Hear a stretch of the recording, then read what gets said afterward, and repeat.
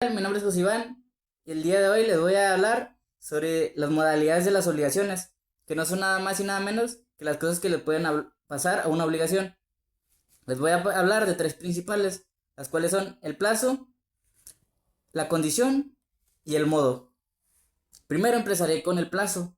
El plazo no es nada más y nada menos que un tiempo que se le pone a una obligación, algo que sabemos que sí o sí va a ocurrir. Por ejemplo, imaginemos que yo te digo: oye, préstame 50 pesos y el 30 de agosto te los pago. Es algo que sabemos que va a ocurrir. Va a ser 30 de agosto y eventualmente tendremos que pagar. Pero imaginemos que yo te digo: oye, te pagaré cuando yo me muera. Es algo que sabemos también que va a pasar. Todos somos humanos.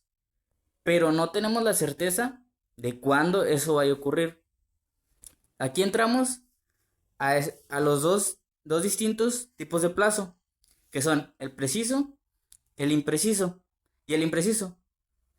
El preciso ocurre cuando sabemos la fecha exacta que se tiene para esta obligación. Y el impreciso, como bien podrán imaginar, es cuando no sabemos con exactitud el momento en que la obligación va a surtir o va a dejar de surtir efectos. Existen dos tipos del plazo. El primero es el suspensivo, que es en el que se deja de exigir la obligación, como el que ya habíamos puesto de ejemplo, de no me puedes cobrar hasta que pase tal fecha. Y el otro es el extintivo, que ese plazo se cumpla, la obligación deja de surtir efecto. Por ejemplo, en un contrato de renta, cuando se establece un año.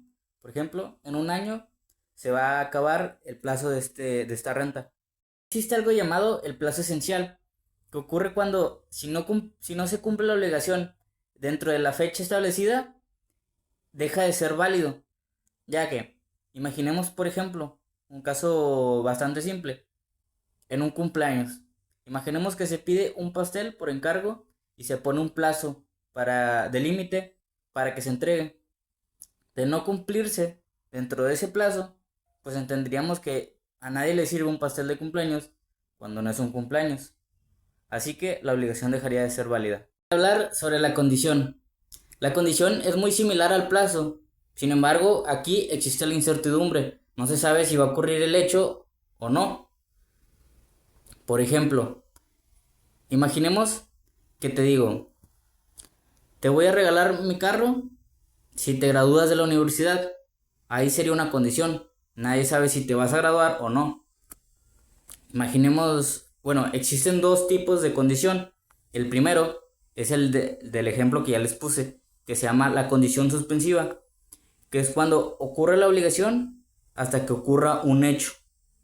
Si ese hecho no ocurre, entonces la obligación no se tendrá, no existe una obligación. Imaginemos, yo te di el ejemplo del carro que dije.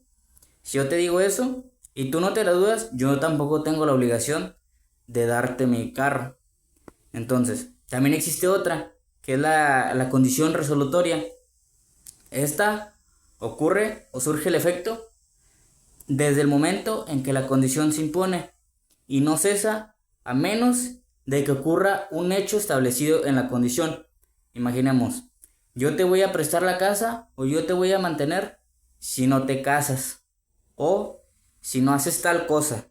Por ejemplo, cualquier ejemplo que a ustedes se les ocurra. Si no haces tal cosa, yo te voy a hacer esto, te voy a dar esto. Entonces ahí sería una condición resolutoria. Ahora les hablaré sobre el modo o la carga, también se le puede llamar.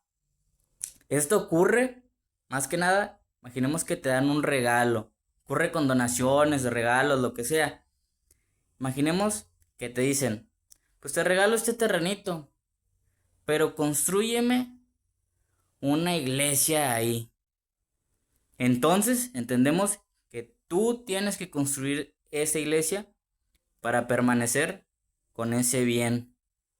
Para hacerte dueño de ese bien, tienes que cumplir con la condición que se establece al momento de que se entrega la donación. Y pues, ¿qué entendemos por esto? Que en caso de que no se cumpla la condición, pues ni modo, dueño original de ese bien puede simplemente pues decirte, no, pues vente para acá, te lo puede quitar, así, sin más. No, en caso de que no hayas cumplido, pues tampoco él tiene por qué cumplirte. Entonces, entendemos que se te puede quitar. Ahora, y más, si el bien es que algo favorece a la sociedad, al orden público, entendemos que hasta el gobierno mismo puede llegar y decirte, pues muévele. Te ponen te presionan para que se cumpla con esta condición. En caso de no cumplirla por propia voluntad, claro. No te pueden obligar a que tú vayas a gastarte todo tu dinero en construir algo que no puedes. Pero claro, la condición se puede retirar. Algo que se me olvidó de mencionar hace un momento es que en la condición también existe algo que es cuando, por ejemplo, una persona se pone imaginemos que yo te pongo una condición a ti, pues vamos, lo de la universidad. Tú te gradúas de la universidad y yo te doy tal cosa.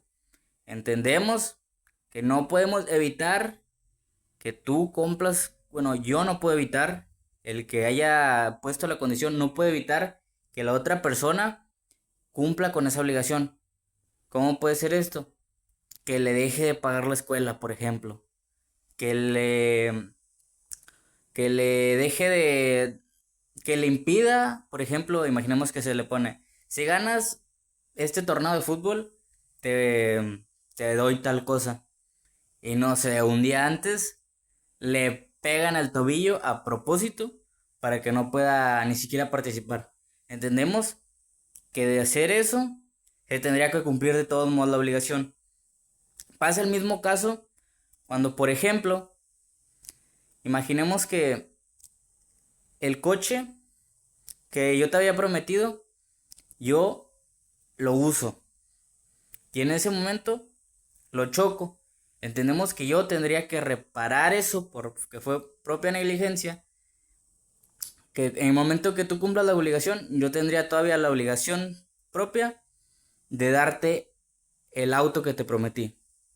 Pero en caso de que no haya sido culpa de ninguna persona, que haya sido, por ejemplo, imaginemos que cayó la lluvia, se mojó, y a lo mejor cayó granizo, el carro se le quebraron los vidrios, se deterioró un poco, pues tampoco existe una obligación porque no fue decisión de ninguno de los dos.